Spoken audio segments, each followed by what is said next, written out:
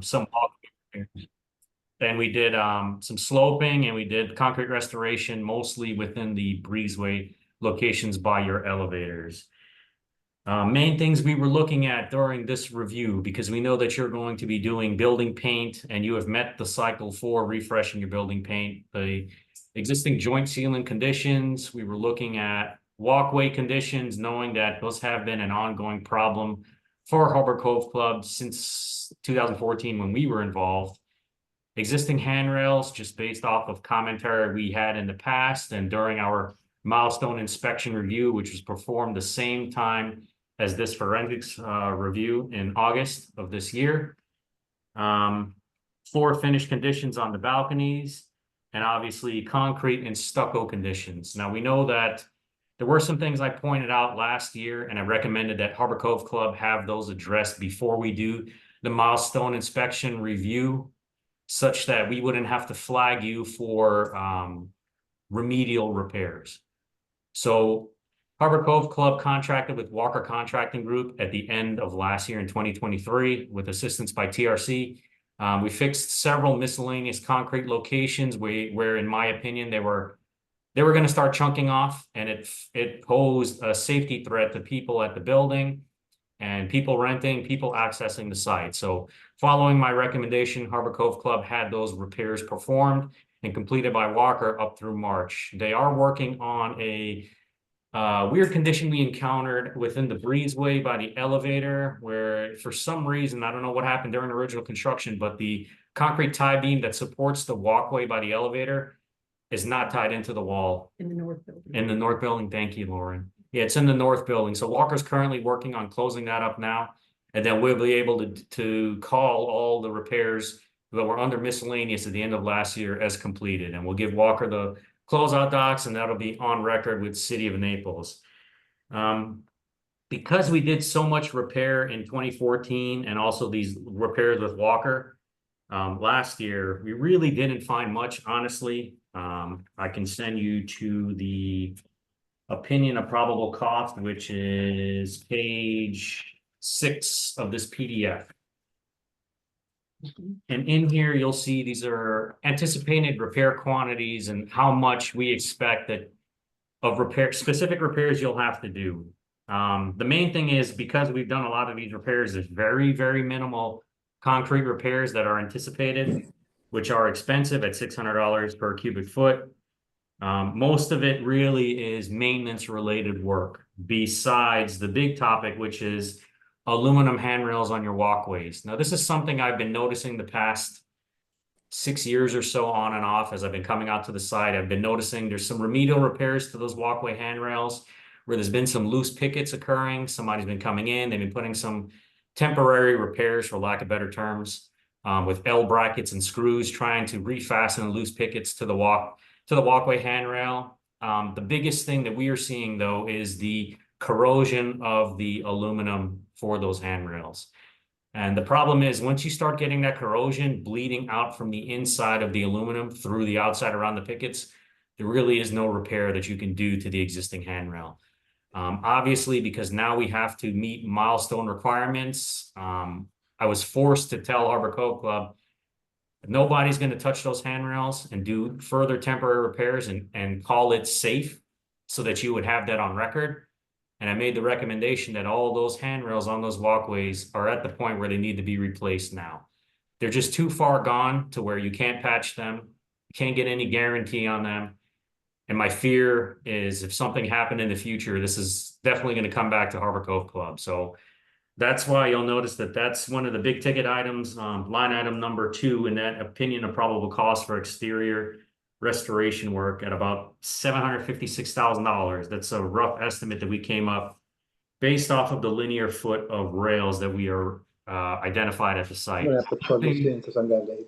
One thing I did tell Daryl is, in this estimate, we did see some handrails on the balconies, I'm sorry, where there is some corrosion. And for padding the numbers to make sure that, you know, you have a reasonable budget, I included those in there as well. So the cost to replace your handrails on the walkway should be below $756,000. I just gave you a conservative number to make sure that, hey, I want you to have a number for aluminum so that you can use this to do future projections, knowing that, okay, you're going to do your walkway handrails, but at some point you're going to have to spend money and do your balcony handrails. So I wanted to have that in mind so that you have budgetary numbers in the futures and try to start the planning on that, obviously, with now the Sears requirements that Daryl mentioned earlier and having to maintain funds that you can't pull money out of to do those future repair work. The reason I harp so much on the aluminum handrails is because it falls under a category what's called life safety for anybody accessing the site, especially if you have renters or somebody that leans on that rail or somebody gets rowdy against the rail and they go over the walkway. So that's one of the reasons why we put it up near the top of this report in terms of importance of doing this and it being a requirement of this restoration project. Beyond that, like we've mentioned before and Daryl's mentioned, the second biggest thing for this project is the walkways, sloping, and waterproofing. Now you do have precast walkway slabs, which are more durable, but given the age that they're already at and the exposure you've had with attempted patch repairs of the coating, attempted sloping of the walkways in the past, they've definitely been holding water. And when it holds water, it means further deterioration of that concrete. So in here, I've given an estimate of how much sloping you're probably going to need to repitch the walkways, because it's one of the big things we've been fighting out here for years is you get some rainfall that comes through or somebody's washing the walkways and you start getting sections of water sitting on the actual walkway, which is obviously a slip hazard for people that are walking by on those walkways, given that it takes quite a bit of time for that water to actually dry up. So it's actually a safety concern in that front because you can slip on it.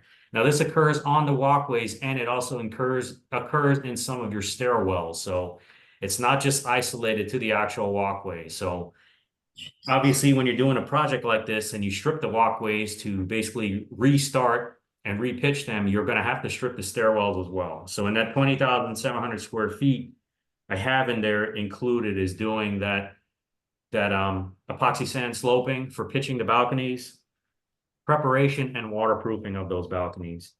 Now, obviously, we all know that construction costs have been very fluctuating, for lack of better terms, for the past 4 years or so. There's a lot of things going in on the market right now, and they continue to go on. So, I obviously want to make sure that you have more than enough money to do your project. So my unit costs that I'm using here are marked up some percentage, just try to get you close to what the probable numbers are going to be. So, obviously my goal is that you don't just take this report and give it to a contractor and they're like, okay, we're going to take these people for a ride. Here's the numbers we can use. They're just a budgetary number for Harbour Cove Club to say, okay, here's a spectrum of numbers that we're probably going to be within for this type of project. This is what it breaks down to versus just a lump sum cost. And that's something I try to stay away from because I want you to get a feel for how much work is actually required to do this. So if you look at some of these numbers, they are flabbergastic in terms of quantities and total numbers. But again, I just want you to know, what a project of this scope actually takes, being that you would be stripping this all back down to original concrete in all locations, all the way up to those doorways leading into the units, end to ends going to the stairs, up and down those stairwells, going from top and bottom. Because you are going to need to do replacement of those aluminum handrails, this is your prime opportunity to do your waterproofing at the same time. I talked briefly about, trying to break up these costs over time and what the repercussions could be if you were to do so. What I found is that if you put off the waterproofing after you do the handrails, you could lead to additional spalling from water getting in around the handrail post base because they're not totally sealed up, even though you're going to core drill and caulk around them. You're still not guaranteed 100% seal. How long is the concrete going to sit without being waterproofed? Putting down temporary stuff and having to do the same work twice and now having to tape up brand new handrails when you're going to be doing waterproofing. It's really redundant costs if you look at it in terms of that. So that's why in this opinion of probable costs, I gave you the best estimate and series of work scope for what it's going to take. So obviously, the waterproofing is a big number for Harbour Cove Club. The prepping is a big number for Harbour Cove Club. Handrails are a big number for Harbour Cove Club. Sloping, walkway expansion joints, one of the balconies that has some tile work on 201. Very, very minimal cost. The bulk of the job is that waterproofing and those aluminum handrails. Again, very minimal concrete repairs, which is helpful for Harbour Cove Club, knowing that you're going to be getting ready to do your paint job. So that's not going to slow anybody down. One thing I did tell Daryl, because so much time has passed between the last paint job that we did out here in 2014, I'm recommending replacing all the joint sealants around all the windows, all the penetrations. Obviously, the walkway base cove joint would be included in the waterproofing number, but all your miscellaneous penetrations are at the point now where that sealant's worn out. It's starting to shrink, and there's cracks from it delaminating inner laminate between itself. So that's something that I made a note in the report that we typically don't give a number for, but I gave Daryl just the range for what he should expect to pay for that, along with the painting of the buildings and the balcony interiors, knowing that you want to do a contiguous project out here at Harbour Cove Club. The point is to set you on a refresh cycle so that you'll be good for your next 7-year paint cycle and 7-year plus on your walkways for what we're proposing for the waterproofing system. Okay. Okay, so number one, Richard, thank you so much. Richard is clearly our trusted advisor. He knows the building inside out. He knows, the problems that we've developed over 10 years. And, when we've done our cement restoration work and they pull the building apart, Richard knows what to expect as opposed to bringing in somebody new or whatever. When I got this report, I guess I was in shock when I saw that $1.8 million number. I didn't want to give it to anybody for a couple of days. I walked into the office and Angie said, "What's wrong with you?" So I mean, seriously, I could go up and down Gulf Shore Boulevard and see people spending millions of dollars. But, and when I say millions, 10, 15, 20 million or more, relatively speaking, this isn't as bad as it could be, but it's a big hit, and I realize there's probably some residents that cannot afford to pay a special assessment, and I'm very concerned about that. Nobody wants a special assessment, without a doubt. The bottom line is when we walk around the building, my first reaction is, Richard, are you kidding me? $750,000 for railings? Why do we have to do that?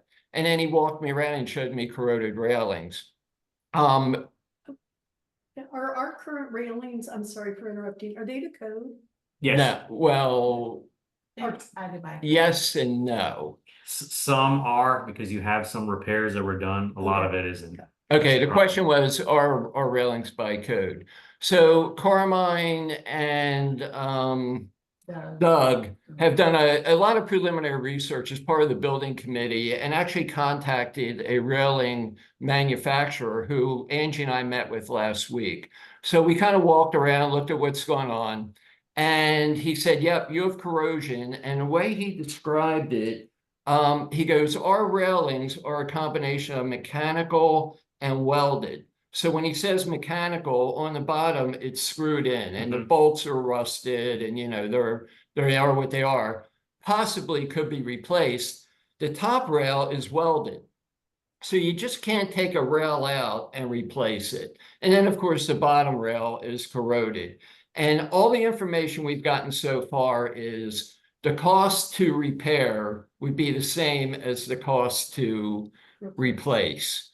And the fact, if we start doing, hey, we spotted 30 railings that need to be repaired, when they come in and we get our permit and they inspect, they're going to say, you're not up to code. So for example, I said, hey, come on, look at our stairwells. Man, these things are solid as a rock. There's nothing wrong with them. They need to be painted. Can't we just paint them? So they said, number one, we don't paint railings. Your building painter would do that.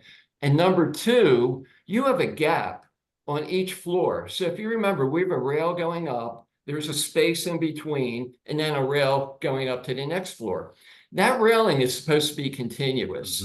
So since it's not continuous, it's not up to code. And we're supposed to have a rail on the left side. So you have a rail on both sides. So again, we're not up to code. So one of my fears is, hey, we spend all this money to repair, and then the inspector comes in and says, you're not up to code, you have to replace everything. So Now, we asked this vendor to give us an estimate, and he hasn't gotten back to us, of course, even though he promised he would. The guy's been around for 30 years. He was a real good guy, very knowledgeable, really walked us through everything. And we said, you know what, when you look at the railings on the center building facing the courtyard, they're screened in. They look perfect. Do we have to touch those? So my preference would be, and I'm just throwing this out there, let's not touch the center building. Okay. We could save some money there. We could defer it a couple of years. It's not harming anything. It looks fine. Nobody's leaning on them. Maybe the balconies we could defer. You know, if we find a couple that are, you know, a mess, let's replace those. So there are some places we could have some cost savings. I went back to Richard. I'm like, hey, Richard, are you giving me the Cadillac version? Can we just drive a Toyota around here? You know, basically. So there, and the other question was, can we sequence this? Can we do a little this year, a little next year? And the answer that came back, which makes perfect sense, is, you know, hey, if you're redoing the walkways and then you replace the railings and tear up the walkway, then you're destroying the waterproofing that you put in. As far as the walkways, we all know they look terrible, but I'll tell you, number one, we've had a ton of rain here this year, but some of our thunderstorms, when I've walked around the building, it's like Niagara Falls in the walkways. I mean, it is unbelievable how much water and you know, what these buildings have to put up with. So, I mean, there is a lot of water damage. One day I was walking a package up to Barbara's unit in 301, and it rained for 20 minutes. You know, I'm walking down that walkway and there's just puddles everywhere. So it's bad. I know Lorraine has been telling me for years about the ponding she has in front of her unit. And of course, you step off the elevators and you see the deteriorated walkway. The walkways have to get done. The building restoration, the cement work, if we defer it, it's going to be that much worse next year. It's going to be that much more expensive. And if we're going to paint the building, why do we want to tear the building up after we've painted it? So that's kind of, you know, some of what I've been thinking about, what's been keeping me up at night for the last month, you know, frankly, and again, dreading this meeting. For some of you that came on late, you know, this is really a building finance committee meeting, but I wanted to include as many people as possible so people have an understanding of what the situation is and what the board's going through. That said, let me get everybody off of mute and see what your comments are. One at a time, please, and we'll take it from there. Lauren, you want to start? Yeah, I just wanted to ask Richard a question. One of the projects that we've been sort of talking about for the last couple of years has been sort of updating the lighting on the building. Yep. So, you know, we've got the lights on the balconies, we've got them outside each unit, we've got lights all over the building. How might that play into the structural repair work or the repainting? In other words, how, you know, we're going to have to take the lights off, put them back on. Would you see that as something that, you know, it would not be a problem and could be deferred another couple of years and then we come back, or should we consider that at this time? And along with that, you know, a couple of buildings on the strip that were constructed about the same time as us, sort of all have similar or had similar looks, like with the shutters, the exterior shutters. This is my personal opinion, but I think that's a very dated look. Instead of having to repaint shutters, would it be, what would your thought be about removing the shutters as part of the paint job and plugging those holes, and then, you know, we don't have to worry about the you know, rusting and the spalling or extra painting in those areas? That's so starting with the shutters, that's a very good idea. I try to push for that anywhere I can. The biggest problem I run into it is that a lot of times the shutter is owned by an individual owner and they're not maintaining it. The other problem is they usually don't have impact glass behind it. Okay. She means his That was. The decorative. The decorative shutters Oh, okay. that are nailed, screwed into the Yeah. building. Okay, that's even simpler. If Yeah. you want, if you can get approval by the board, because a lot of times you have to get the, what are they It's called? just cosmetic. Yeah, there's a, The architectural Yeah. standards or whatever. Yeah. yes, the uniformity clause. Uniform. Okay. Yeah, as long as you get that approved, that's absolutely fine. The less penetrations you have on the building, the better off you're gonna be. Okay. All right. Okay. And then the lights. Regarding the lights, it really depends on what your game plan is, how much money you want to spend on those lights. Obviously, if you replace the lights now before you do the project, and we get to cut in all the new paint around the lights, it's gonna look a lot better. Right. If you put off the lights in the future, you're just gonna have to know that you're gonna have to send somebody to do touch-up paint around the Okay. lights. Okay. Because the footprint's probably gonna be different. Okay. All right. So we can do that afterwards. Yeah. Okay. So again, unless somebody has a question, can everybody mute, please? Harold, one quick question for Richard. Chip Yes. Okay, here. hey, Richard. Sorry. First of all, in your report, you make reference to a building A. Could you clarify for us what buildings you consider A, B, and C, just for clarification? Yes, building A is the center building, building B is the south building, and building C is the north building. Thank you very much. And You're then welcome. a clarification on your railing estimate. Mm-hmm. Does that include all walkway handrails, all stairwells, and all balconies? Yes, it includes the balconies as well. Okay, and that, in the building C, the center building, Mm-hmm. Building those A. three, those 3-bedroom units, their living room railings are right on the edge of their screened lanais or screened living rooms. Okay. Am I correct in interpreting Daryl's earlier remarks that those railings might be deferred? Yeah, you were talking about screens, right? Yeah. Yeah, the railings right where the screens are. Yes. So it's the 20 units facing the pool in Cheeky. Those 20 railings could potentially be deferred only because they don't have waterproofing under them? And because they're not in direct line for fall protection. Okay. So that would be a savings there. Yeah. So, I mean, that's what we're trying to do. We're trying to pull out what can we save money on. It's not a safety issue that could be deferred and wouldn't impact the work that we're planning to do next year. I appreciate the clarification. Thank you, Richard. You're welcome. Yeah, I apologize for the view. I don't know why we have a picture of a pending thunderstorm right now. I know everybody would rather be looking at me, but we'll take it from there. Does anybody else have a comment or a question about this? Yeah, I mean, my comment on the report, I think it's pretty extensive. He did a good job. Thank you. But I think the general consensus from the owners is what Daryl said is they don't have the ability to do that, meaning another assessment on top of what was already done.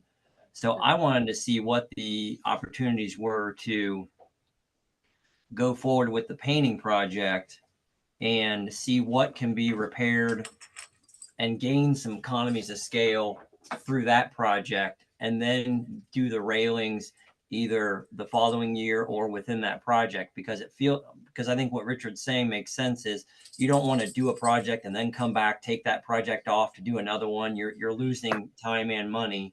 But I do think that through that painting project, you're going to repair some of these things that have been identified. And that way we have time to figure out what the actual budget for the reserves would need to be, as opposed to right now, it feels like we're just throwing things out there to say, hey, it could be $1.8 million. And we really don't know that until you get further in that painting project. Hey, Kevin, a couple of things real quick before Richard jumps in. Number one, we don't have consensus from the residents. We haven't heard from anybody yet. Number two, calling it a painting project is actually a misnomer. Whenever we say painting, part of the painting project is the building restoration that goes on first. So there's no way you would paint a building and then a year later do all the cement restoration work. For people that aren't here right now, the work that Richard mentioned at the 06, 07 stack, we have scaffolding right now going from the floor to the fourth floor, and they have cut into the cement, probably 8 inches deep from up 4 stories. I mean, they have excavated, and what you see is all this rebar and the tie beams, that hold the building together, keep it from separating. So when we say painting, this cement restoration work that Richard is proposing would be the minimal we would do prior to painting. Yeah, no, I get that. No, I understand that. It was more the railings. I don't think the railings need to be done right away because you're going to paint first. The railings would be done after you paint because the So painting. here's the thing. The railings are attached to the walkway. Okay, so it's metal bolts. They dig in a couple inches. And one thing also I learned, and the railing contractor told me the way the buildings are kind of structured. And Angie, do you remember the term they use where the cables are?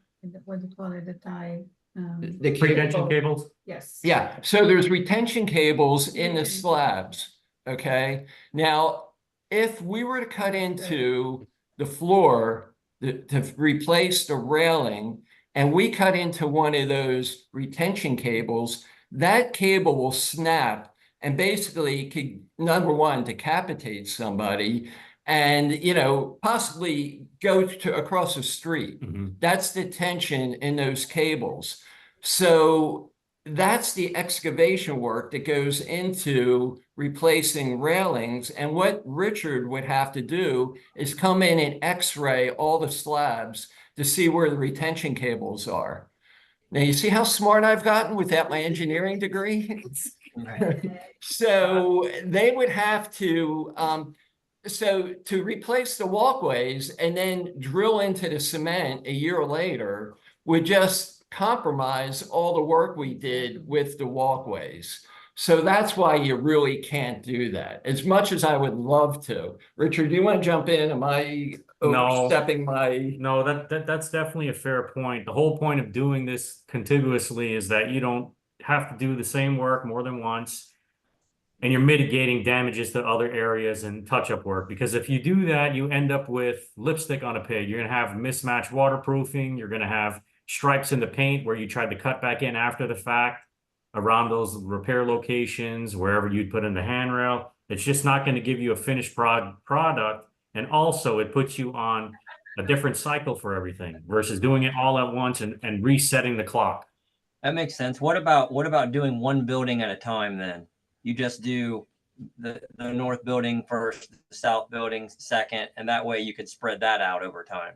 The problem is going to be the city of Naples. Once they see that you pulled a permit for a section of rail on the building, they're going to come out here and look at the rest of the rails. And then they're going to say, you can't use those other walkways under this permit because you have a life safety problem there. So, one other thing, whenever you do a project, there's so much money involved with staging. It's getting the contractors lined up, getting them sequenced, getting them here, setting up the scaffolding. So if you do the project all at once, it's definitely much more cost effective. To do it 3 different times, it's number one, is the contractor available? Can they match the paint? Can they match the material? I mean, it's I'm just trying, and that makes harder. sense. I'm trying to match it up with available funds because I've just heard from enough people that don't want to do the assessment. And so that's what I'm trying to ask about. Well, this is Lauren. I think that, and I'm kind of speaking, to some of the other finance committee members as well. I think how we've typically proceeded is, once there is a recommendation to the board from the building committee about the scope of the project, then, and you can use the information that Richard has provided as sort of rough order of magnitude.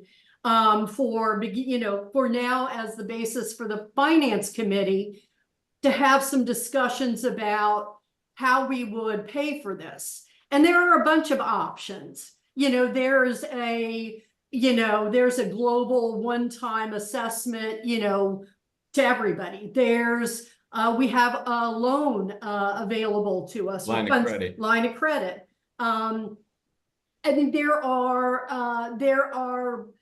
a number of options that we can look at.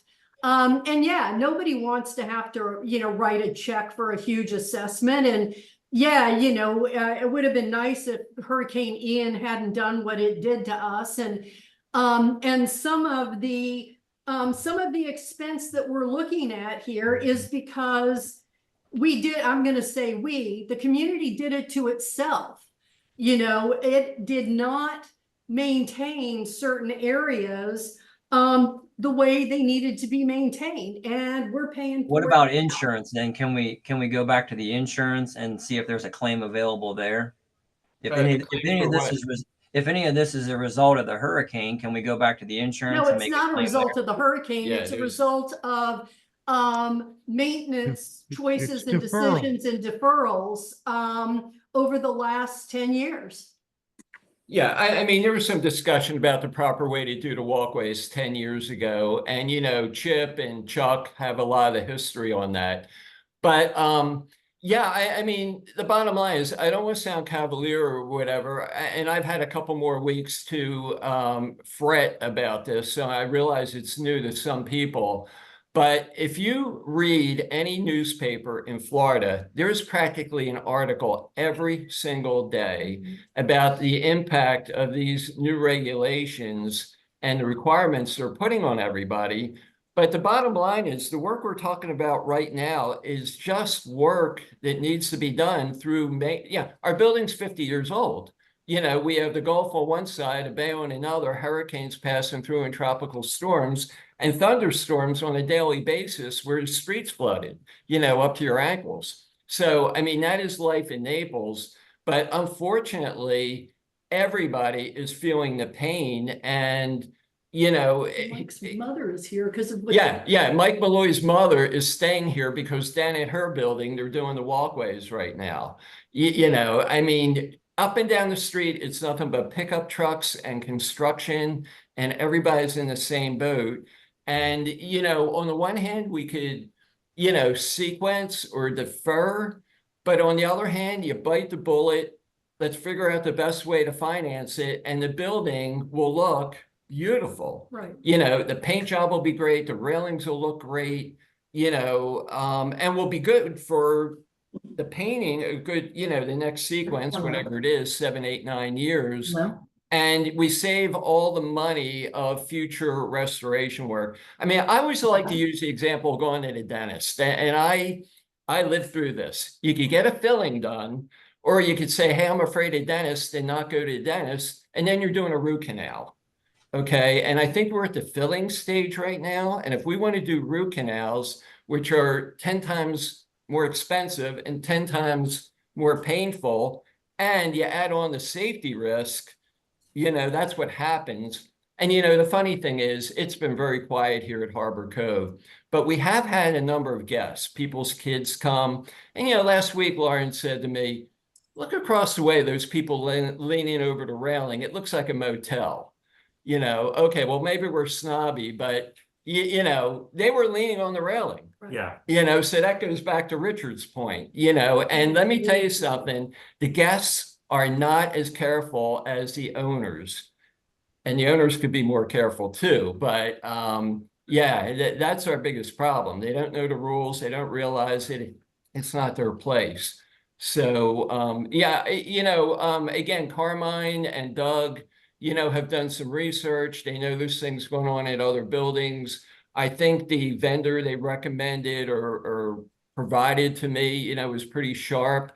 I think his price would come in significantly less than the $756.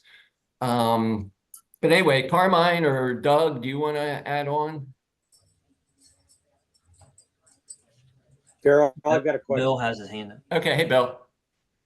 first of all, for clarification, is it Robert Algo or Richard Algo? It's both. No. Robert's his brother.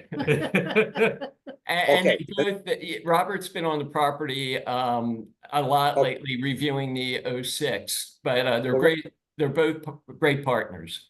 Robert signed Richard is the, here right now. Robert signed the proposal. That's why I asked. Yes. My comment is, unfortunately, on record that we've got safety issues. Right. This probably should have been in executive committee, number one. And number two, the pictures that I see with the railing, if the Algos had done a complete inspection, I think he said 2016. If this is the migration in the railing deterioration from 2016 until 2024, a lot of these pictures from my non-engineering perspective look like surface rust that may be manageable for another 6 to 8 years. Clearly, I don't want a safety issue, but some of this looks cosmetic. It looks as though it could be deferred so we could build up more reserves instead of the big hit right now. That's my comment, which I think is kind of piggybacking on what Kevin is saying. How can we buy a way to build up our reserves more to meet these inevitable expenses? I like Richard. Richard kind of talked about that, but can you take that one again, please? So essentially what I pictured, and I've been talking about for a few years out here, Harbour Cove Club, is that the corrosion that you're seeing around the pickets are from the connections into the base rail. So once you see that bleeding out around it, that's the connection failing of the picket to the actual lower rail. And that would explain why if you walk along those handrails, you'll see that somebody's put a bunch of L brackets with screws in there to try to reattach it so that you can't just accidentally kick that thing and knock it out. Now, because we've had all these different things going on in the background with milestones and the city being more involved and sending random inspectors out and checking things, I wanted to put it on record that, hey, there's going to come a point where you're going to stop being able to get people to put these temporary patches on the railings saying that it's going to hold, because now the city's going after properties for liability. Bill, if you could look at page photo 12. number 13 in your book. I'm looking at page 12 of the photos. Can you look at photo 13, please? Surface rust, page 12. I'm looking at page 14. Okay, instead of replacing all the rails, I mean, here's an L bracket, which is a temporary fix, I admit, but that's going to allow Okay, us. you on Bill, are you on page 7 On of 28? Top right corner. Of the report, page 7. I was on 12, 14. Okay, please on page Oh, 7 of 28. Just bear with me. I'm on page. How long have the L brackets been on there temporary? Wait, I want to make this point first. Well, okay, bear with page 5. Okay, okay, I'm on page 7. Yes. Okay. It's called So, photo number 1.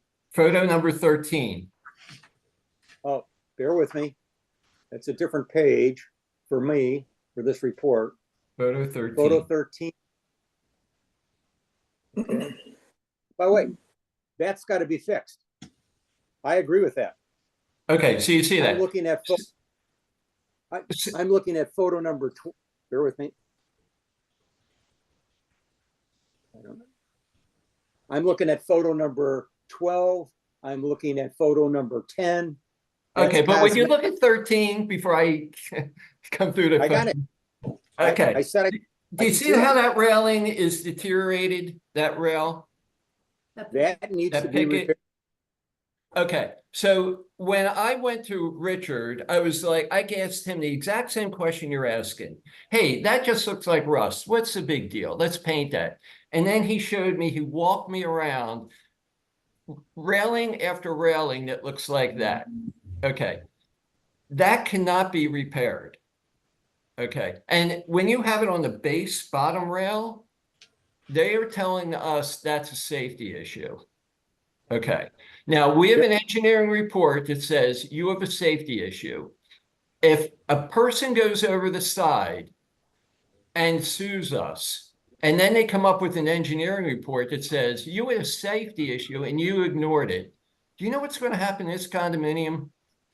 And Well, us as directors, we're going to get sued personally, and the community is going to get sued. I don't think anyone's looking to delay it. No. And Daryl, my point is, as I said in an email to you earlier, safety is obviously a number one concern for liability purposes and safety purposes. And when I look through all these pictures that he submitted, he's going to be submitting photos that are going to justify his recommendations. Obviously, there is only, in that series of photos that we just went through, there was one really bad one, number 13, which you pointed out. I'm saying the other ones, the idea that it's more surface rust and could be deferred for some of the others. That's my comment. Okay. 13 has to be fixed. Okay. I again am going to defer to Richard as our engineer. What do you recommend, Richard? Replacement of all the walkway handrails and stair handrails.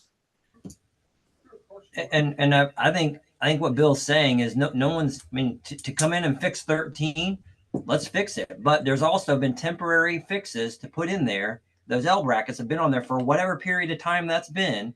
One, so we haven't been fined. The city hasn't come in. We haven't done anything. There's no claim.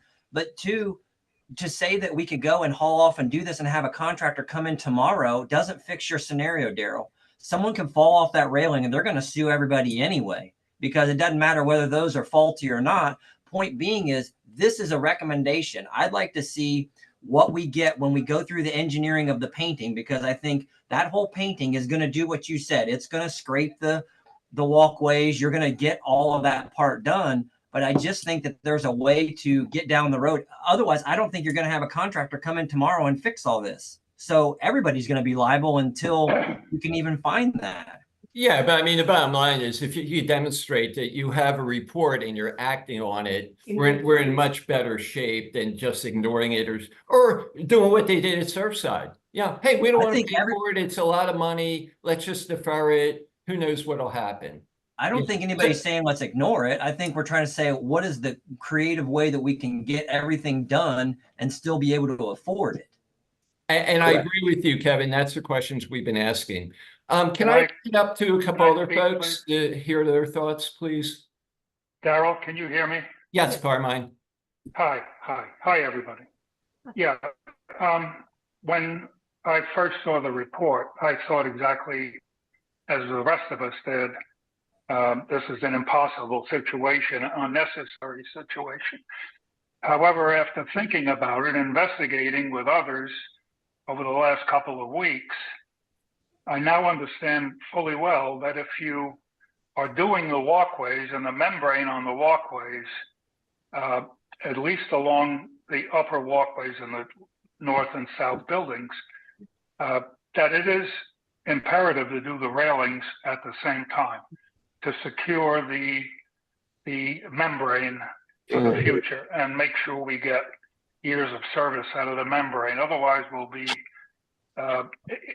penetrating that again and have problems with that.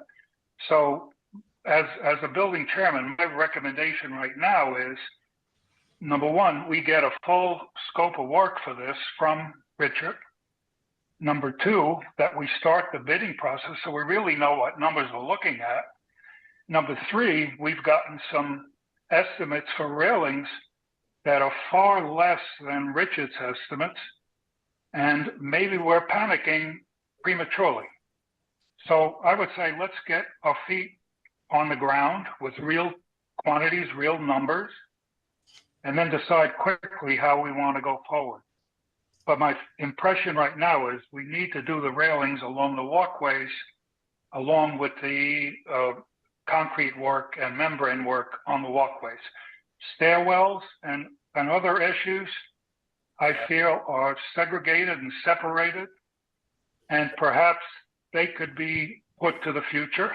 Certainly balconies could be put to the future. But I think the walkways and the water collection on the walkways and the railings on the walkways will turn out to not be the major expense that we're so frightened of at the very moment. We need more info to build my case, but I think that's my feeling as of right now. I don't know if the rest of the building committee agrees with that or what they think about it. But that's, as a chairman, that's my opinion, and I'll get the others to pitch in if they choose. We bought this one at 300. Daryl, Andy, we're having a hard time hearing you. Daryl, can you hear me? Barely. Okay, well, here, let me see if I can turn this up. I think that it sounds like there's a consensus that if we don't do the project today or this year or next year, we want to do it over time and correct the problem.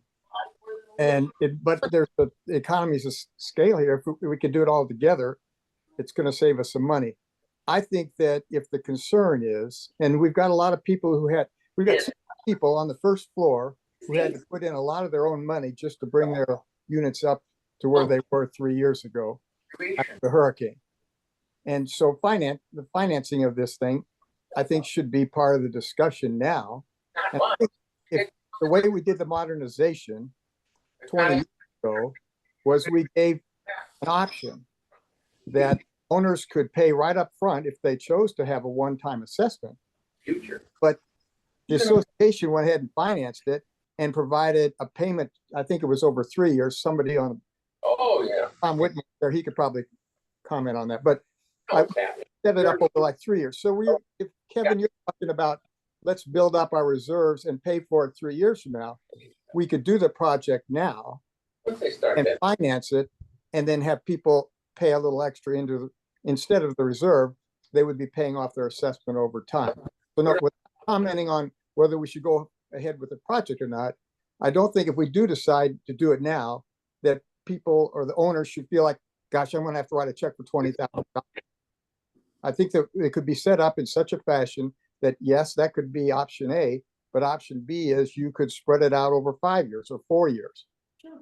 Yeah. So Andy, I think you joined us late, and I definitely appreciate your comments. And I think what we want to do is kind of talk about the budget piece following our discussion about, what's our actual requirement. Carmine, number one, I really appreciate your comments, and I think you're right on target. And I think the benefit that Carmine and Doug and I have is that we've been wrestling with this for a month now. Carmine and Doug in particular have reached out to a number of other properties and seen they're going through the same thing. So, and we've been asking the questions, Kevin and, some of the others have been asking and getting answers and realizing, no, the smart way is to do it all up front. And Bill, same thing with you. I understand your questions completely, because these are the questions we had a month ago when we started our premature panicking, as Carmine would put it. I mean, it definitely makes sense to do everything at once in a cost-effective manner. It takes care of all the requirements the legislation has put on us. It takes care of all the safety issues. And, how we finance it is the next piece of the equation. But I think Carmine's right. And what our plan is all along is TRC would write a spec, and then we would put that out for bid. And we get numerous companies to come back and, through competition, get best pricing when everybody's competing on the same scope of work.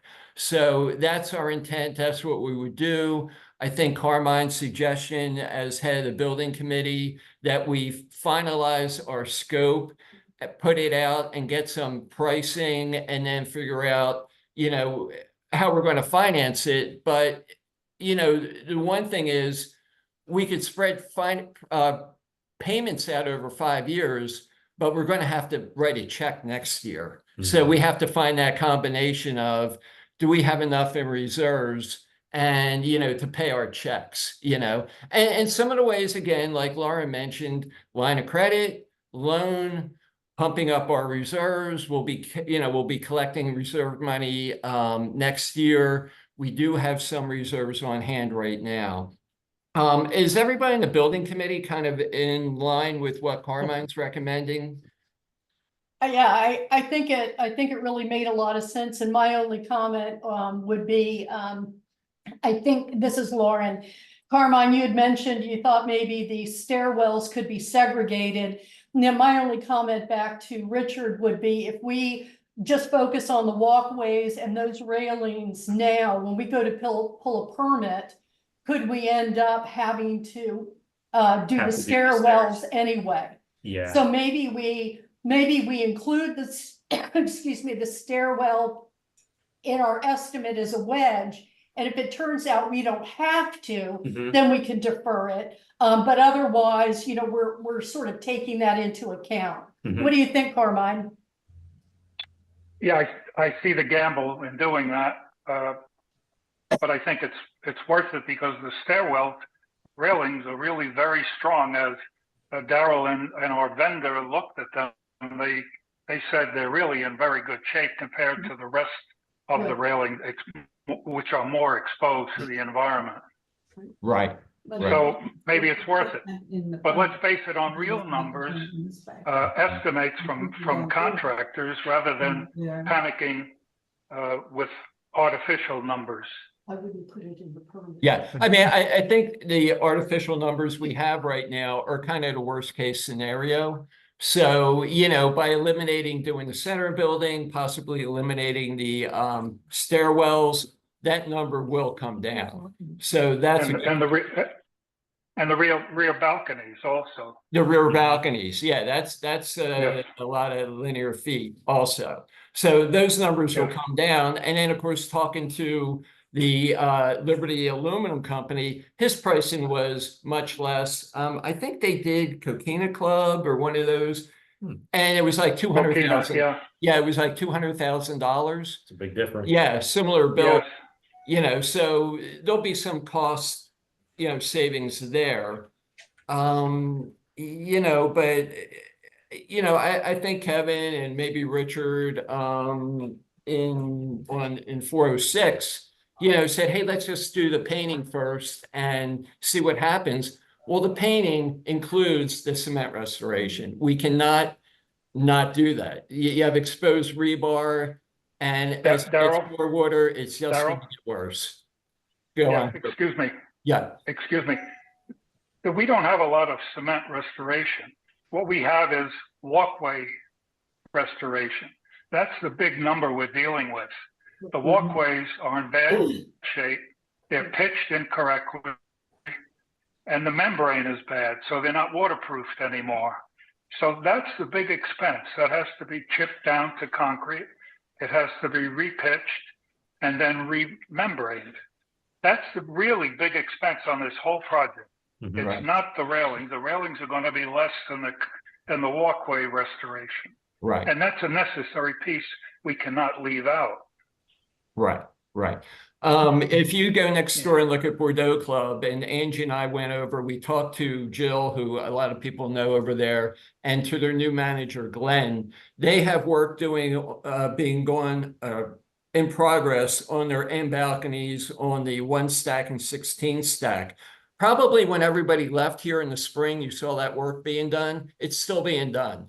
They're not completed yet. I don't know what, they said, oh, their vendor's going much slower. It's been raining. Who doesn't know it rains in the summer? So, I mean, this is happening everywhere, and as Richard said, because we have stayed on top of things, the cement work isn't as bad as you would typically expect. And like Carmine has reminded us, it's the walkways. Right. Walkways and the railings will be less. So that's kind of the situation. It sounds like we have a recommendation from the building committee to kind of put a spec together and compete this and get some estimates and figuring out how we're going to, finance it. I'm just afraid, we could do an assessment, and I'll throw a wild number out there like 10 grand, and we get over with and we're done with. you know, or we defer it, and you know, everything gets more expensive as you go down, you know, a couple more years. And again, you know, matching product. You know, when we did the door project, I mean, a simple project is that getting doors to match was next to impossible. Paint doesn't match, you know, vendors go out of business, they run away, they wind up in jail, whatever. You know, I mean, it just seems smarter to do it all at once, minimize costs as much as we can, do it right, you know, get the city off our back and take it from there. Lauren, Daryl, I'd like to weigh in, Chip here. please. I'm frightened about a proposal to segregate the stairways from the rest of the project, only because I think when we bring the city of Naples in to take a look at railings for the walkways, that they're going to gig us on the non-continuous railings in the stairways, notwithstanding their current structural integrity. And then you have the issue that Richard mentioned at the outset, is that we have tremendous ponding in some of those stairwells that's going to have to be regraded. And if we're regrading, we have the railing issue related to the regrading and re-waterproofing of those stairways, where if you don't take care of the railings at the same time as the waterproofing, you risk compromising the job later. Yeah, I agree, and I appreciate that comment. I'd also like to not to compromise Richard's time, but to amplify on Andy's comment. When we did the building restoration in 2004 or 5, I think it was an $8,000 or a $10,000 special assessment, and it was carports, all of the brick paving, the coins on the corner of the building, a lot of very nice additions to the building, but it was 8 or 10 grand. And I believe that Tom Whitmore quarterbacked the committee that gave us options with Northern Trust.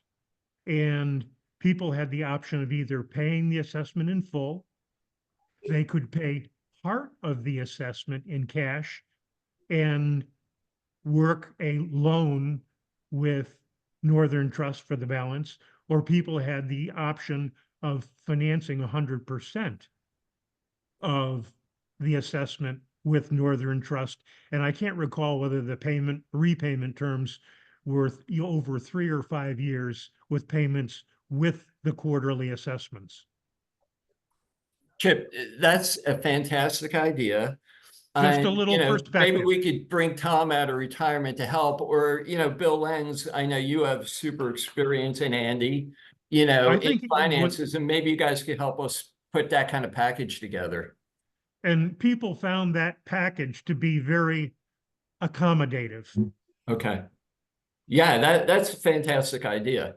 And, you know, I do want to talk about budget in part 2 of this meeting, and, you know, we could discuss that a little further. Any of the residents have any comments or grandchildren that I see in the picture? I just wanted to mention that when I spoke to Venetian Cove, Nick Leddit is very welcoming of us to come take a look at their walkways. They did a special project. They spread it over 2 years, to very similar to what we're talking about here. And they used a new type of coating on the very top that is kind of a gritty and kind of a decorative concrete speckle coating, I would call it. So it might behoove us to take a look at that, because they split that over 2 years. They did part of the walkways and the balconies, and they did the balconies the second year, and they did the very similar what we're talking about here. So it may be worth taking a look to see how they did not do their railings. Their railings must be in better shape than ours, but it might look it might be something we could interest residents in taking a look at, and especially the building committee. Matt Maltese also works there in the office. Okay. but interestingly, they did get a bid 3 years ago to repaint the railings. This was just repaint. It was $300,000. So, you know, their comment was that, you know, it's very, very expensive to paint railings versus just replace them. And they're still looking at a replacement in the future of their railings, but not right now. Right, So- right. So yeah, that's the feedback we've gotten, from the research Carmine and Doug have done, from Angie and I kind of talking to Bordeaux Club and, some of the other properties. Yeah, it doesn't make sense to paint them as much as I would have loved to have done that. Any other residents have any comment about the scope or whatever? Is Chuck on board anyway? Chuck is online and, Chuck has some history going back on this. Any comment, Chuck? I actually have an email from both Chip and Chuck from 2014 that recommended doing the railings back then. So, I mean, I know, they were involved and they said, hey, we do it now and they'll be good for 20, 25 years. And, we didn't. So here we are now. I know Chip and Chuck did a lot of research back then about that and the walkways. So that's kind of where we're at. So, the main point of this meeting is to get a feel from the community, to communicate what the situation is, to have Richard, by our side here to explain what's going on, get feedback from the building committee. And I think our marching orders now are to ask Richard to kind of redefine our scope, cutting back on railings and things like that, minimizing costs, deferring whatever we could defer that makes sense, and proceed and do it right. We want to do this right, bite the bullet once and be done with it, and have our building is going to look much better. It'll be safer and will be good for a number of years, which I think is really important. And, we as a board have a fiduciary responsibility and, we have a responsibility, especially when it comes to safety. And we as a board cannot ignore safety issues. And when you have something in writing, we need to respond properly.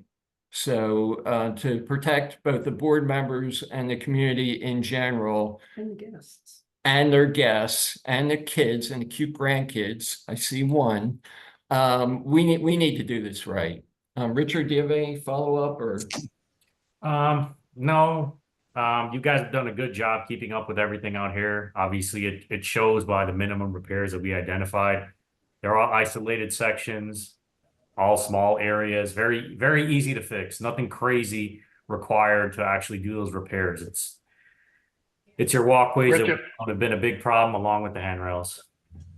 Richard, I have a question if I could. Yes. I have not seen the report because I'm not on one of the committees. And I guess in listening to the discussion today, I'm kind of struggling with the concept of what we need to do, such as safety issues, and what we want to do, such as cosmetic painting, because you want it to look nice and fresh. Obviously, if there's a rotted rail, you need to fix it. Mm-hmm.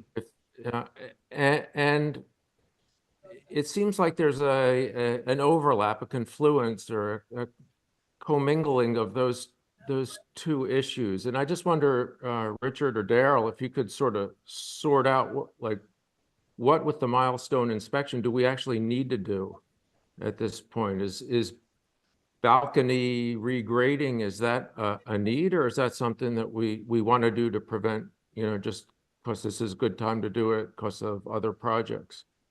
Well, I think when you talk about the railings, we've been told a number of times now we have a safety issue. So on the walkways, so a nice to have would be, hey, let's do the balconies, let's do the stairwells, let's do everything. If we can avoid that, we're going to avoid that. Okay. Now, when you look at the walkways, that is kind of a combination, aesthetic, safety. Now, we've gotten significant feedback that the people are sick of looking at the walkways like the condition they're in. There's clearly ponding. It looks terrible. It's only going to get worse. There's puddles. There's possible water, for example, in Lorraine's unit could start going into her unit because she's got this definite pond in front of her unit. So yeah, some of that is cosmetic, So do you want to paint the whole building and put in new lights and then have a walkway that looks as bad? I mean, if people have, there's nobody here that's going to tell me the walkways look good. There is nobody. Yeah, they're just terrible. So, Daryl, yeah, the issue with the walkways is more than visual. The issue is the membrane working? Is the concrete below protected by the membrane? Like I think that's the aging issue we're looking at. Yeah. so Don, with that said, we're really not just trying to pretty the place up. We're trying to protect the building from future deterioration and structural damage. I mean, Don, that's kind of where we're at right now. Nobody wants to spend money, okay? Nobody. But you have to maintain your building just like you maintain your house back home and your car and your teeth. You got to do it. It costs money. And, again, in Florida, everybody is going through this and everybody's feeling, a lot of people are feeling a hell of a lot more pain than we are. Naples Continental is still shut down. Executive Club got leveled. Richard, you've been working across the street at Lausanne, working How- at the Savoy. Savoy. How much is Lausanne paying? What's their project? I think it's 3.4 million. So they have a $3.4 million project going across the street. If you drive up and down Gulf Shore Boulevard right now, there's probably not more than a handful that don't have any work going on right now. So yeah, we're no different than anybody else, other than the fact that we've been maintaining the building and doing a pretty good job of it until now. Richard, what is the turnaround time for spec preparation? I need about a week to put it together, and then I turn it back to Harbour Cove for just a review, and then you would tell me, hey, put it out the bid formally. So one of the things, I've been Okay. looking at our meeting schedule, and we have a board meeting on September 25th. And, I thought it was important that we have this emergency meeting now. But I'd like to propose maybe having another building finance committee meeting on the 18th. And that way we should have information back from Richard. Hopefully the 18th is like 9 days away. I can have you a spec, but those guys are gonna need at least 3 weeks to get you numbers. That's gonna Okay. be the problem for you. So Okay. it'll be I mean, next meeting. Carmine, maybe we won't have the information until the 25th. I mean, I'd love to have a building committee meeting before then, but at least at the 25th, we should have a lot more information. The 25th being what, Daryl? I'm sorry. A board of directors meeting, Okay. and that's on the calendar already. Oh, okay. Yeah. So, okay, so we'll task Richard to do that for us. Mhm. And take it from there. That's where we are. If you want, if we don't have anything else for Richard, we can let him go. And I wouldn't mind maybe the budget committee and anybody else that's interested kind of hang back for a couple minutes and we could talk about the budget. All in favor? Okay. Okay, thank you. Okay. All right. Thank you very much, Richard. You're welcome. Thank you, everybody, for your time. Thank you, Richard. Let's take 3 minutes and then we'll regroup, okay? Good. Thank you.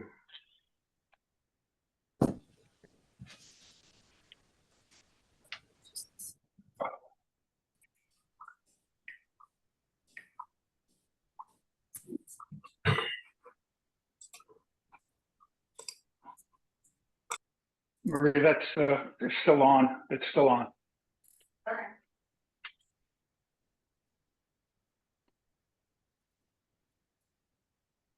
Is Angie still there, or did she step away for a second? What's that?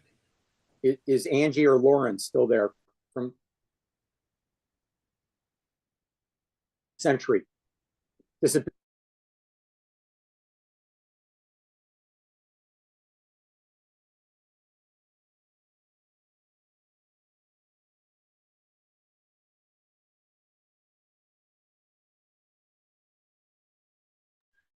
oops, sorry.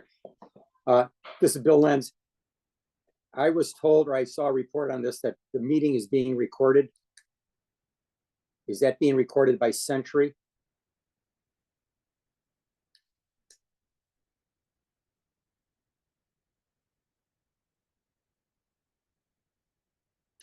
I hear nothing now. Here we go. Yeah, Bill, I'm recording it. You are, okay, Yeah. good, because my inadvertently stopped midway through and then I reset it. So I've got a gap in my recording. So I may lean on you as I write up the secretarial report later on. I got you covered, Bill. Thank you. Okay.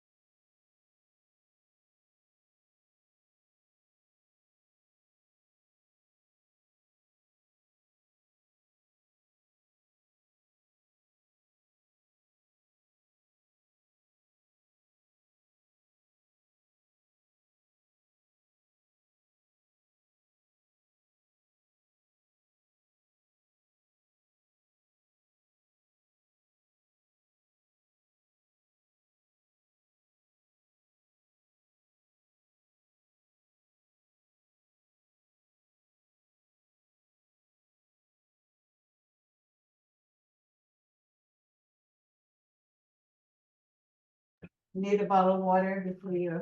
You need a drink? Because you're walking. I can't believe you walk across the point. I was gonna move the car and I'm like, if I move the car, I'm not gonna get this spot back. Oh, I yeah. got these two trucks staged there with the temporary cooling towers. They're working on it. Oh, yeah. That's $646,000, and then they had to do temporary chillers because they have 141 units there. So Wow. they showed up with the two chillers, and that's another 75,000. And Wow. they're another one. They didn't do anything since '96, so it's a project. Luzanne? No, It's a boy. Oh, Savoy. Yeah. yeah. Okay. Oh, thank you. All right, we are back. You're It was a welcome. pleasure. Nice to meet you. Yeah. Good to see you. You too. See you, Richard. Thank Let me you. know if you need anything. Okay. Take care. Okay, everybody, hopefully, you can hear us and we are back. I appreciate everybody spending the time on this. Our discussion just now was just for Richard and clarifying what we want him to scope out for us, scaling back on railings and things like that, whatever other cost savings we could come up with, eliminating the balconies. Unless there's a safety issue, there might be one or two balconies that need some work done. So that's kind of where we're at right now. The next part I wanted to talk about was the budget. Just to let everybody know where we are with the budget. Can everybody hear me? Gene, can you give me a thumbs up? Okay, so we're good. That's that thumb, Gene. Okay. Our 2024 operational budget, we are underrunning very nicely. Part of the big savings we're getting is on the insurance. Oh, yeah, I think I am recording. I don't think I turned that on. So yeah, on the insurance, the year before they estimated a 25% increase. We did have an increase, but not as much. So we probably saved about $80,000 right there. On a bunch of our other categories, we've saved money, and I think it's because of all the maintenance work we have done. So our electrical work hasn't really been that much. Our plumbing work hasn't been that much. Two big hits we did have is we had two lateral pipes that burst, that leaked into units below. That was actually like $10,000 each that we didn't expect. But with cast iron pipes, that's going to continue to happen. A lot of our pipes have been lined.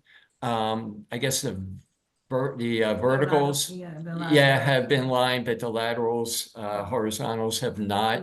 So that's an expense, but everything else we've been right on target. So at the end of the year, we will definitely have probably a good $200,000 sitting in operational excess. And then in reserves, I expect we'll have about 400 minimum $1,000 in reserves, which again, we could put towards our project next year. When we put our budget together, our proposed budget for 2025, our operational costs have actually gone down based on what we spent last year. For insurance, I went out to our insurance agent and asked him to come in with what he expects the costs to be, and I just plugged those numbers in directly. I think we will continue to reach out to other insurance agents and just see if we could get some more savings there. So that'll be some work we're going to be doing. But our operational budget in 2024 was $1,194,000. That actually, what I'm proposing is $1,178,000. So, even if that's $15,000, that's going down compared to everything else going up. So everything you hear about inflation and all that stuff, I think we've had enough cost savings where we could pretty confidently reduce our operational budget. I'd also like to apply some of the extra money we have in our operational accounts towards our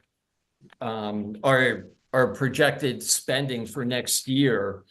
And what I did was, in order to, and my plan is proposed to keep our condo fee the same, but since we've had savings and we have money left over, I would propose that we increase our contribution to reserves from 149,000 to 350,000. That's an additional $200,000. And by doing that, we could keep our quarterlies the same. Dropping quarterlies doesn't make any sense when we're coming up short on these big projects we talked about in our last segment. By keeping it by increasing it to 350, and even if we were to keep that over the next couple of years, again, that would build up our reserves, and replenish, the extra money we really didn't anticipate. We never had in our plans to replace railings, frankly, which we should have.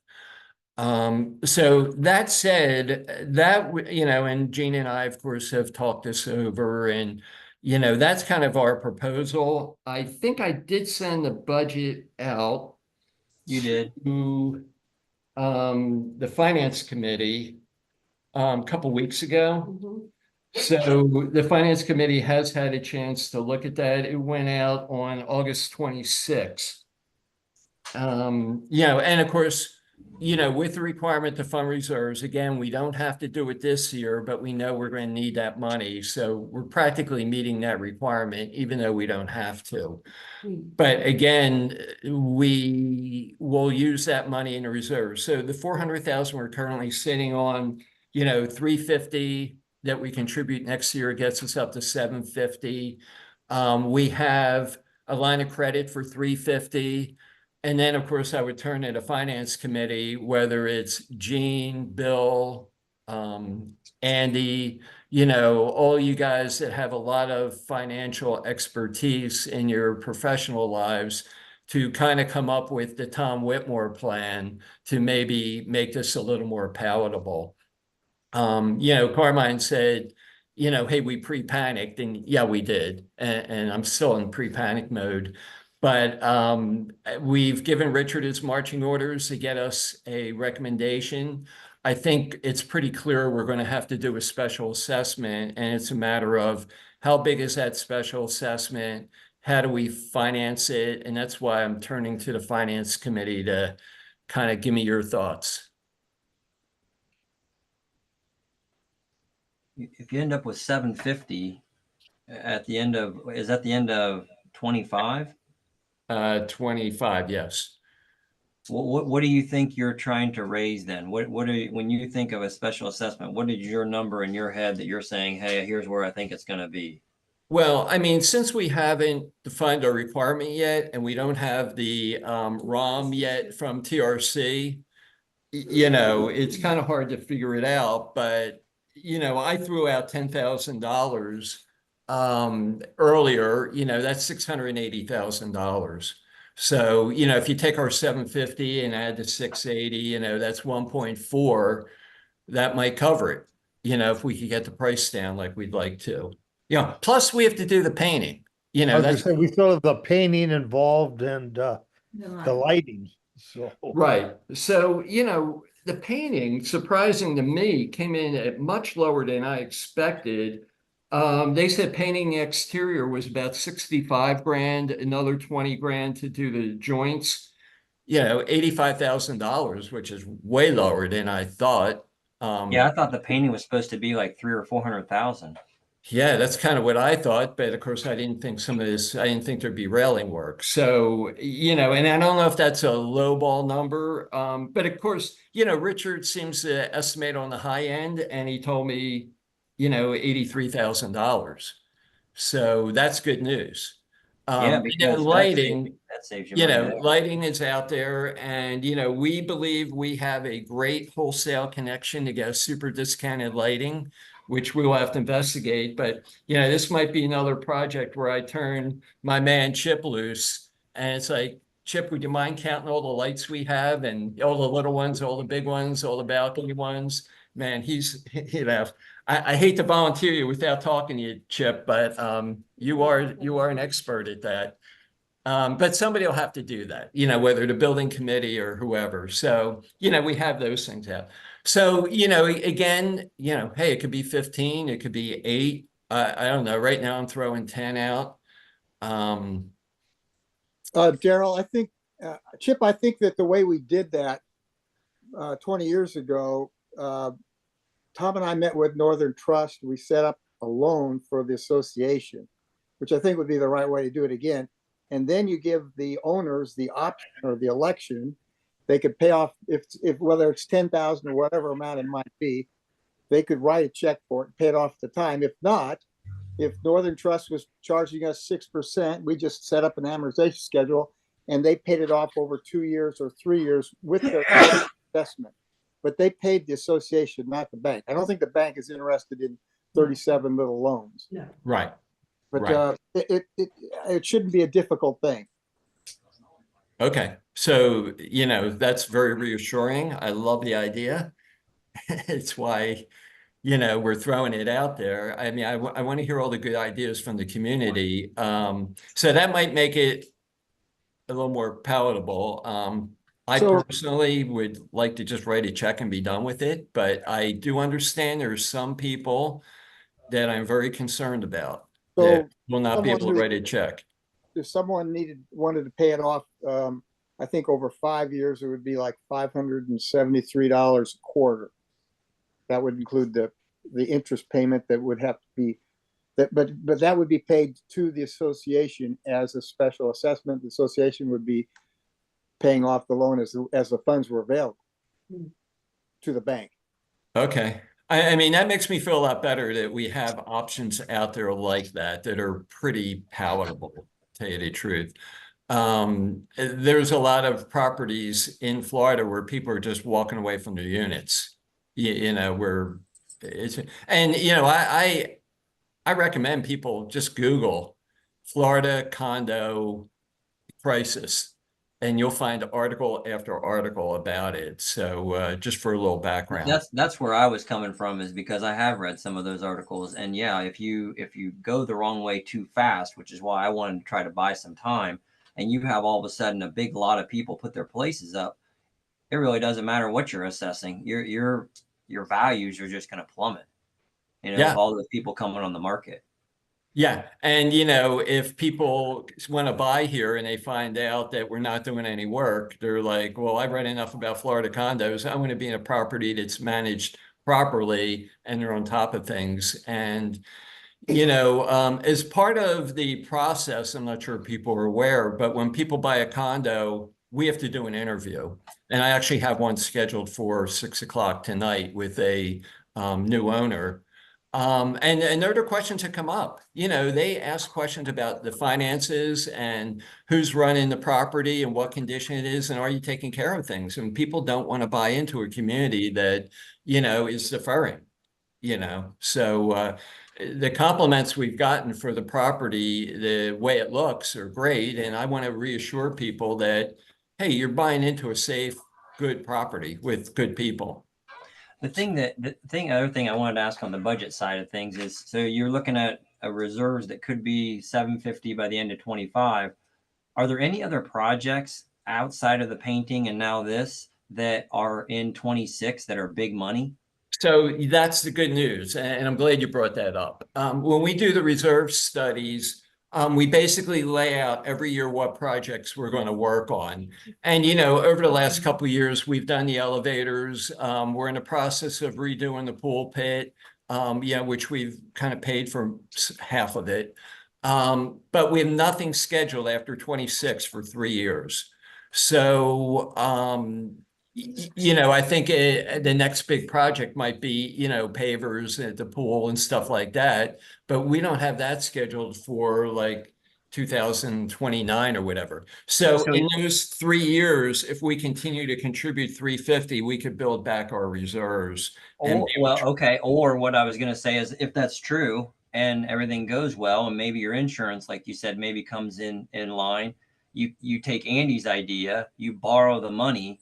And we don't necessarily have to assess everybody. You can assess them part of it, but maybe the association's able to pay it off in 2 or 3 years instead of the owners, right? Using reserves, we could pay that loan back using our reserves as opposed to assessing the owners. Because if we don't have big projects in the future and we take that loan, we are buying that time that I was interested in.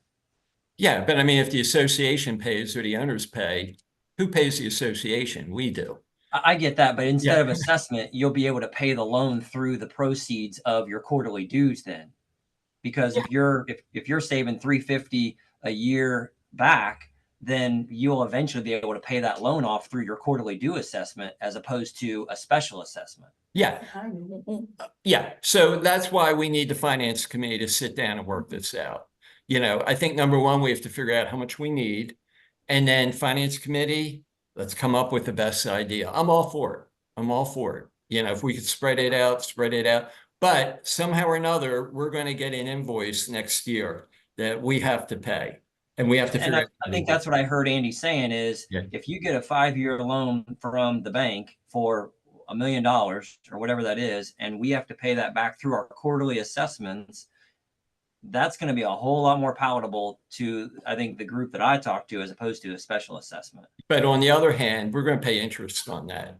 So, you know, if you finance the whole $1 million, you know, does that cost the community an additional $100,000 or $200,000 without doing the math real quick? Maybe, but you're not taking it out of their pocket twice.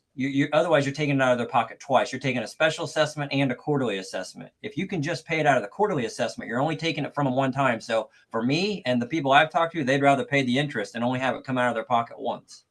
Kevin, the way we set it up was we gave the owner the option. If they wanted to write a check and pay for their $10,000 right up front, they could do that. If they chose not to do that and they wanted to spread it out over 3 years, I think it was 3 years, could have been 2, then in addition to their regular quarterly assessment, they paid an extra $300 or $400 or $500. So that, I mean, that the person who chooses not to pay it off in full would be paying a little more than the person who paid it off right up front, because yes, in fact, the association is paying a 6% interest for some amount. And like I said, I just plugged it in my calculator here, and I think it would work out to like an additional $573.85 per quarter for 5 years at 6% on $10,000. So, but that's I like that idea. I'm just wondering that if you go down the road in 26 and we have started to build up the reserves, and at that point people say, well, let's reduce the quarterly dues. Aren't we saying the same thing where we're taking money up front for the project and then we're going to give it back to them at some point if our quarterly dues go down? I'm just wondering if there's a way that the association can borrow the money and pay it through the quarterly dues over the next 3 years as opposed to doing the special assessment. Maybe the answer is no. I'm just asking the question. Well, if you set your budget up so that your revenues equal your expenses, then that theoretically that won't happen. You've got the incremental amount has to be collected somewhere, either upfront or spread out. But I do think it makes a lot of sense to give people the option. Yeah, I love that option. I think it's great. It's kind of like if you want to pay that check, whatever it is, pay it, you're done. If you want to spread out and don't mind $500 a quarter, plus you're paying interest. So it does cost you more money, you know, to spread out, like we all know with every loan. But I think that's a beautiful option. I really like that. So again, I think we need the finance committee to sit down and talk about this and come up with the best solution. But right now, we don't know what number we're talking about. So let's let TRC do their work. Let's see what we really need to finance. Let's cover as much as we can with existing reserves.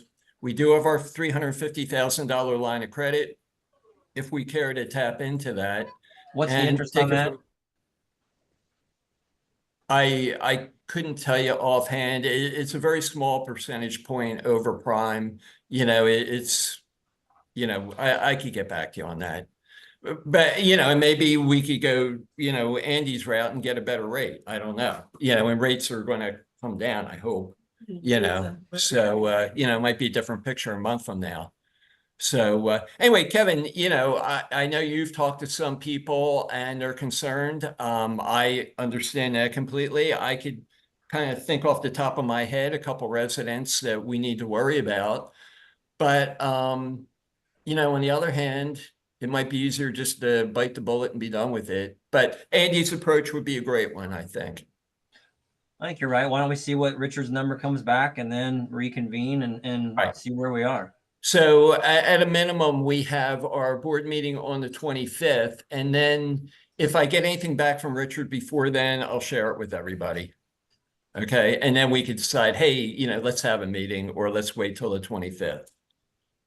Okay. Does anybody else have any other comments or questions? Daryl, I don't think that I find an email, August 26th email from you with the budget. I didn't see that. Maybe I missed it. Was I included in that? Everybody on the finance committee was included. we could resend it to you, Andy. I believe I have it right in front of me, I but appreciate that. Thank you. yeah, yeah. We will send out the reserve studies, the engineering report to everybody in the community. Let me see my budget email. I have to put my glasses on. I think it just went to the board right now. So we'll get it out to the finance committee. I'll do that when I get back. Okay, anybody else have any comments? You know, the main thing was awareness. I want people to know what's going on, what we're fretting about and nervous about, and reality, you know, in Florida with condos. You know, again, I thank Carmine and Doug for doing a lot of legwork and phone calls and, you know, getting us some good information. We've, like I said, talked to Bordeaux Club. You could just walk up and down the street and see what's going on. That said, I would like to move to adjourn. Meeting schedules real quick. September 25th, October 24th, November 20th, annual meeting, January 29th. I know I ran that by people pretty quickly, but annual meeting will be on the 29th. We'll try and get St. John's Episcopal Church again. I think that worked out really well. But between now and the holidays, we'll try and get 3 meetings in. October 24th will be a budget meeting, so we'll try and approve the budget at that meeting. So we'll get this information out. Anybody else, last comments?